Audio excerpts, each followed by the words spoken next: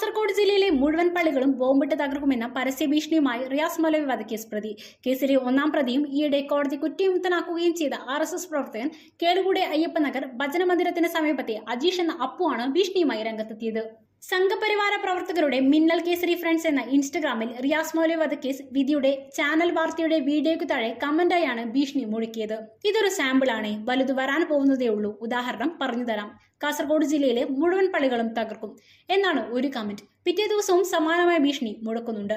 കാസർഗോഡ് ജില്ലയിൽ ഒരു പള്ളി പോലും ഉണ്ടാവില്ല, ഒരു വെള്ളിയാഴ്ച ബോംബിട്ട് തകർക്കും, അതിനായി വരുന്നു എന്നാണ് ഭീഷണിയിലുള്ളത്. ഈ അക്കൗണ്ടിലൂടെ തുടർച്ചയായി തോക്ക് ഉൾപ്പെടെയുള്ള ആയുധ പ്രദർശനവും വിദ്വേഷ പ്രചാരണവും നടക്കുകയും ചെയ്യുന്നുണ്ട്.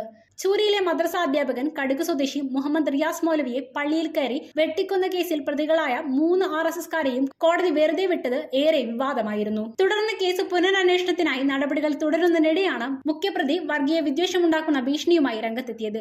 അതേസമയം ഭീഷണി കമന്റ് സാമൂഹിക മാധ്യമങ്ങളിൽ പ്രചരിച്ചതോടെ കമന്റ് ഡിലീറ്റ് ചെയ്ത് അക്കൗണ്ട് പ്രൈവറ്റ് ആക്കിയിരിക്കുകയാണ്.